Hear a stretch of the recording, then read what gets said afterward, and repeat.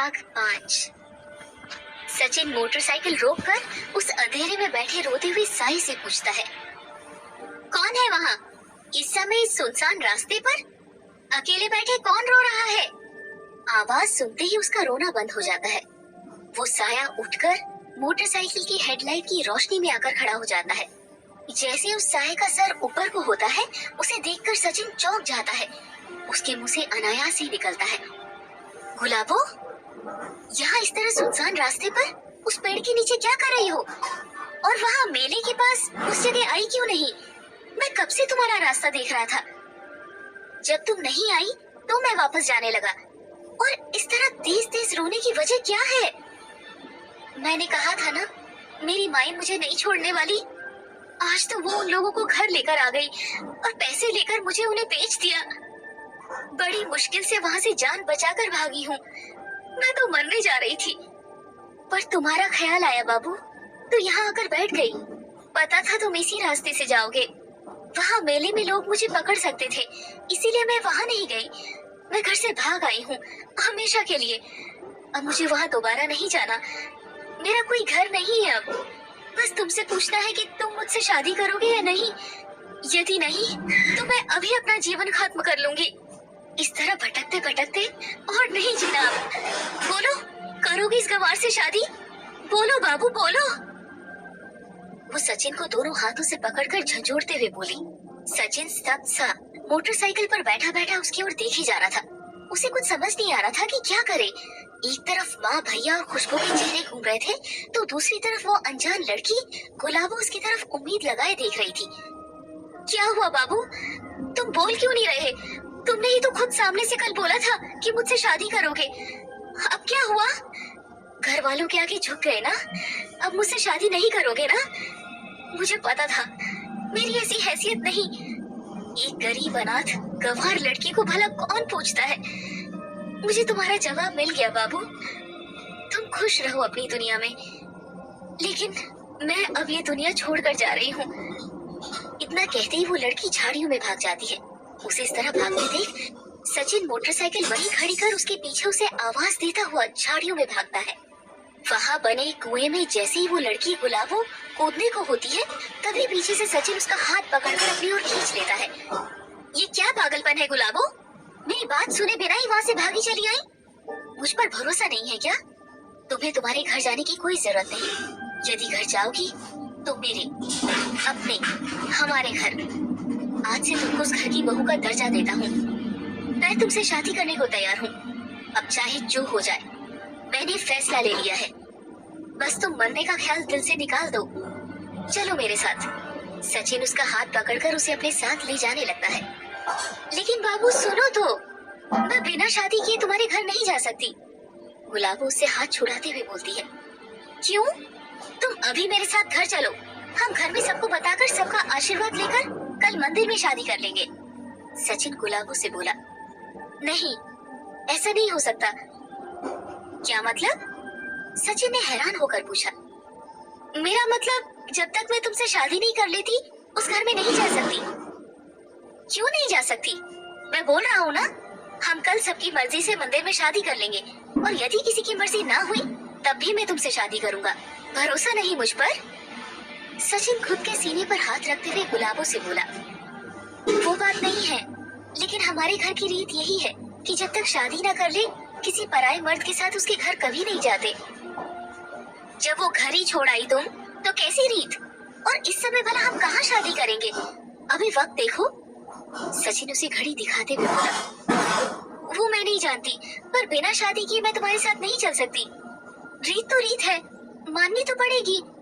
हमारे यहाँ ऐसा माना जाता है, जब कोई लड़की शादी करती है तो पहले कुलदेवी के सामने अपने होने वाले पति को ले जाकर पूजा करनी पड़ती है।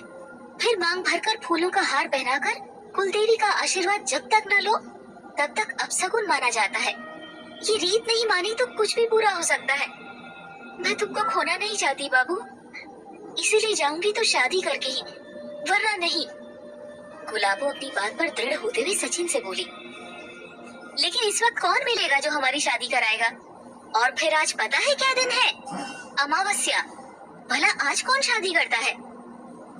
मुझे दिन विन से कोई मतलब नहीं, उधर वो लोग मेरी जान के पीछे पड़े हैं, इधर तुमको दिन दिखाई दे रहा है। यदि मेरी बात नहीं माननी तो चली जाती हूँ, मेरे पीछे मत आना। अब जाओ बाबू, तुम जाओ। इतना कहते ही गुलाबो पीछे मुड़कर जाने लगती है। सचिन दोबारा उसका हाथ पकड़ उसे रोक लेता है। चलो तुम्हारी बात मान भी ली, तो इस समय कौन से मंदिर में हम शादी करेंगे बोलो? हमारे कुल का एक मंदिर है, वही जहाँ हम पहली बार मिले थे। हम वही कुल देवी को साक्षी मानकर शादी कर लेंगे। हमें अभी वहाँ चलना होगा। उस जगह, वो भी इस वक्त? और तुमने ही तो कहा था उस दिन कि रात में वहाँ जाना ठीक नहीं। सचिन गुलाबी से हैरानी जताते हुए बोला, शादी करनी अभी तो वहीं चलना पड़ेगा। डरो नहीं, मैं साथ हूँ। हमारी कुलदेवी का आशीर्वाद लेना जरूरी है। जल्दी चलो। वो सचिन का हाथ पकड़कर उसे ले जाने लगती है। सचिन जैसे उसके आगे कुछ बोल ही नहीं पाता। इतनी जल्दी ये सब कुछ हो रहा है, उसे कुछ समझ नहीं आता। बस वो उस लड़की गुलाबो की बातों में खोता चला जाता है और उसके पीछे पीछे चल देता है। वो जगह तो यहाँ से बहुत दूर है, हम इस वक्त कैसे वहाँ जा सकते हैं?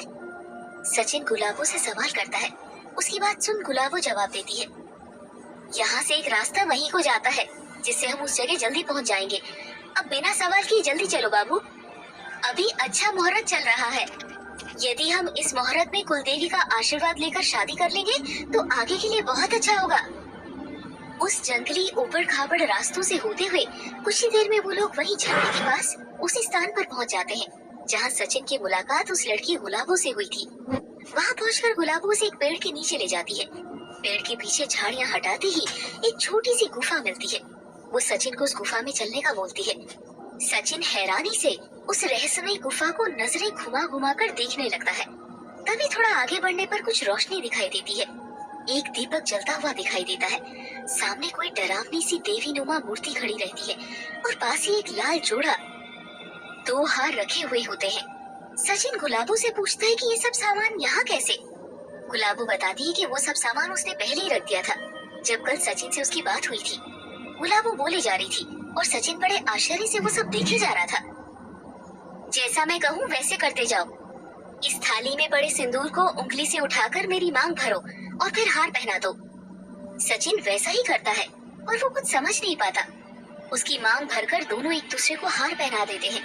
जैसे सचिन उसके गले में हार डालता है, वैसे ही वो लड़की गुलाबो चेहरे पर एक अलग ही चमक लिए मुस्कुराने लगती है। सचिन बस उसे गौर से देखे जा रहा था। बस बाबू, अब हम जन्म जन्म के साथी बन गए, कोई हमें अलग नहीं कर सकता। देवी का आशीर्वाद मिल चुका है, अब सब अच्छा होगा। इतना कहते ही वो अपनी उंगली के एक नाखून को सचिन की हथेली पर गड़ा देती है। थोड़ा खून निकल आता है। सचिन दर्द से कराह उठता है। फिर वो लड़की गुलाबो अपनी हथेली पर भी ऐसी ही खून निकालती है। दोनों के खून को मिलाकर वो उस मूर्ति को तिलक करती है। सचिन अभी भी सबको चुपचाप होते देखता रहता है। फिर गुलाबो वापस उसे लेकर उस रास्ते पर आ जाती है जहाँ सचिन की मोटरसाइकिल खड़ी रहती है। इधर जब रात के 10 बज चुके होते हैं, सचिन के घर वाले परेशान होते हैं। महेश गांव में जाकर सचिन के दोस्तों से संपर्क करता है और सभी वो सुबह वाली घटना का जिक्र करते हैं जब सचिन उनके बीच से चिढ़कर चला जाता है। फिर उनमें से किसी ने उसे नहीं देखा। महेश वापस चिंतित होते हुए घर आ जाता है। कुछ देर में बंटी वहाँ आता है जिसकी मोटरसाइकिल लेकर सचिन गया था। वो सचिन की अचानक मोटरसाइकिल लेकर कहीं जाने वाली बात सबको बताता है। सभी उसकी बात सुनकर हैरान रह जाते हैं। तभी उसकी माँ पार्वती बोलती है, ये लड़का पता नहीं कहाँ गया है, इतनी रात हो गई। मुझे तो लगता है माँ वो कल वाली रात से परेशान होकर ही कहीं गया है। मैंने कहा था, हमने उससे बात करने में जल्दी कर दी। पता नहीं कहाँ गया होगा मेरा छोटा भाई। महेश चिंता और आशंका भरे लहजे में बोलता है। सचिन का दोस्त बंटी भी इंतजार कर वापस अपने घर चला जाता है। जब मनोहर लाल और खुशबू को पता चलता है तो वो भी उसके साथ सचिन को ढूंढना शुरू कर देते हैं। सभी जगह देखने के बाद पार्वती, महेश और मनोहर लाल आंगन में आकर चिंतित होकर चुपचाप बैठे रहते हैं। पार्वती के मन में रह रहकर अनजानी आशंकाएं जन्म लेने लगती है। वो भगवान से सचिन की सलामती की दुआएं करने लगती है। रात को 11:15 बजे गांव में सभी दुकानें बंद हो चुकी थी। दूर किसी घर में रेडियो पर डॉन फिल्म का अरे दीवानो मुझे पहचानो, कहाँ से आया मैं हूँ कौन गाना बज रहा था। गांव के सभी रास्ते सुनसान पड़े थे। इक्का दुक्का लोग ही नजर आते हैं। तभी एक मोटरसाइकिल वहाँ से गुजरती है। पीछे लाल जोड़े में गुलाबों को लेकर सचिन गांव में प्रवेश करता है। गुलाबो घूंघट हटाकर पूरे गांव को आसपास नजरें घुमाकर देखते हुए आंखें चौड़ी कर अजीब ढंग से मुस्कुराने लगती है। तभी दो चार कुत्ते भौंकते हुए उनके पीछे पड़ जाते हैं। गुलाबो घूंघट हटाकर उन कुत्तों की तरफ बस एक नजर देखती भरी है। इतने में वो तेज भौंकना छोड़ ऊ की आवाज करते हुए पीछा करना छोड़ वापस दुम हिलाते हुए उल्टी दिशा में भाग जाते हैं।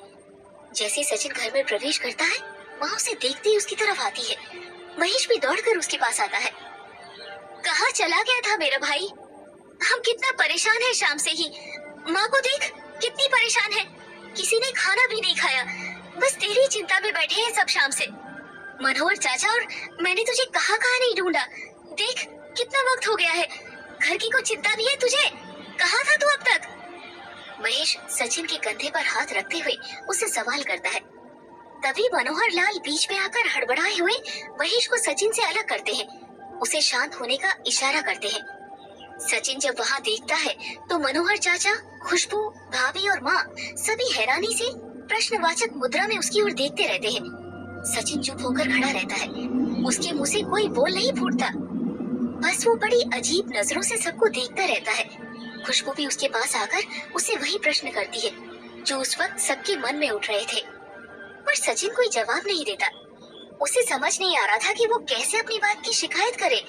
दोनों हाथों की मुट्ठियां तेजी से भींचते हुए वो खुशबू की तरफ देखता है।